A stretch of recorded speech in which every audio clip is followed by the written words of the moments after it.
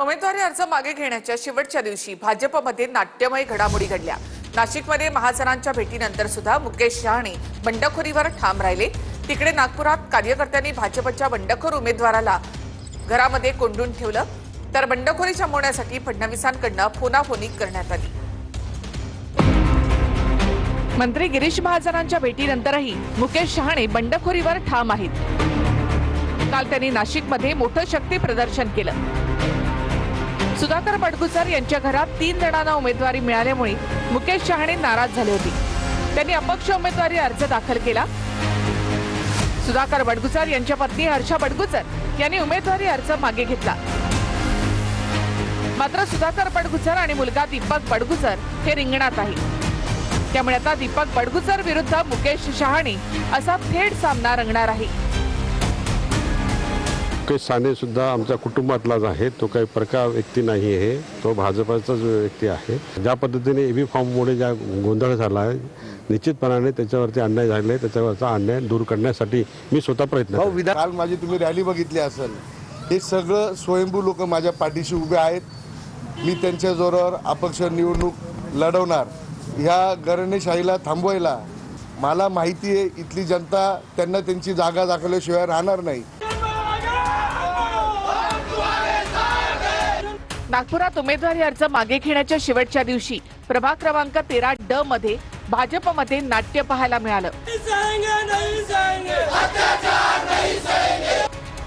उमेदवारी अर्ज मागे घेऊ नये म्हणून भाजपच्या बंडखोर अपक्ष उमेदवार किसन गावंडे यांना कार्यकर्त्यांनी राहत्या घरामध्ये बंद करून ठेवलं। भाजपने प्रभाग 13D मधून किसन गावंडे आणि विजय होले यांना सुरुवातीला एबी फॉर्म दिला होता। नंतर पक्षाच्या रणनीतीनुसार गावंडे यांचा एबी फॉर्म रद्द करण्यात आला। त्यामुळे नाराज होऊन किसन गावंडे यांनी अपक्ष उमेदवारी अर्ज दाखल केला।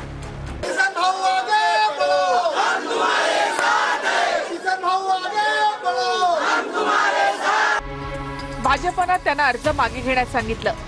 समर्थकांना कळताच त्यांनी गावंडेंना रोखलं आणि घराला बाहेरून कुलूप लावलं। अर्ज मागे घेऊ नये यासाठी कार्यकर्त्यांनी घराबाहेरच ठिय्या दिला।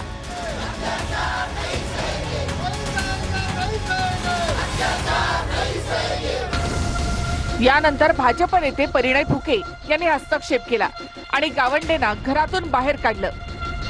भाजपच्या आदेशानुसार किसन गावंडेंनी अखेर उमेदवारी अर्ज मागे घेतला। मी कार्यकर्त्यांच्या मताची सहमत आहे, कार्यकर्त्याच्या भावनेचा आदर आहे। मी कार्यकर्त्याची मताची सहमत आहे, कार्यकर्त्यांचं मी मत मांडणार आहे आणि कार्यकर्त्यांना कुठल्याही प्रकारचा अन्याय होणार नाही। कार्यकर्त्यांच्या भावना समजून घेणे हे पक्षाच्या नेत्यांचं काम आहे आणि निश्चितच ते कधी कधी ते थोडं तीव्र होऊन जातात, उग्र होऊन जातात, पण ते सगळे एक दिवसात शांत होतील ही मला खात्री आहे। दत्ता केळुसकरांनी पत्नीचा उमेदवारी अर्ज मागे घेतला नाही। भाजपच्या एबी फॉर्मची कलर झेरॉक्स मारून त्यांनी अर्ज दाखल केला होता। जागा वाटपामध्ये वॉर्ड क्रमांक 173 शिंदेच्या शिवसेनेच्या पारड्यात पडला। त्यामुळे केळुसकरांना उमेदवारी मागे घेण्यास सांगितली, पण दोन्ही दाम्पत्य नॉट रिचेबल आहेत। यामध्ये निवडणूक आयोगाने एबी फॉर्मची कलर झेरॉक्सही ग्राह्य धरल्यामुळे भाजपची डोकेदुखी वाढली। त्यामुळे शिल्पा केळुसकर भाजपच्या चिन्हावरच निवडणुकीच्या रिंगणामध्ये उतरणार असल्याचे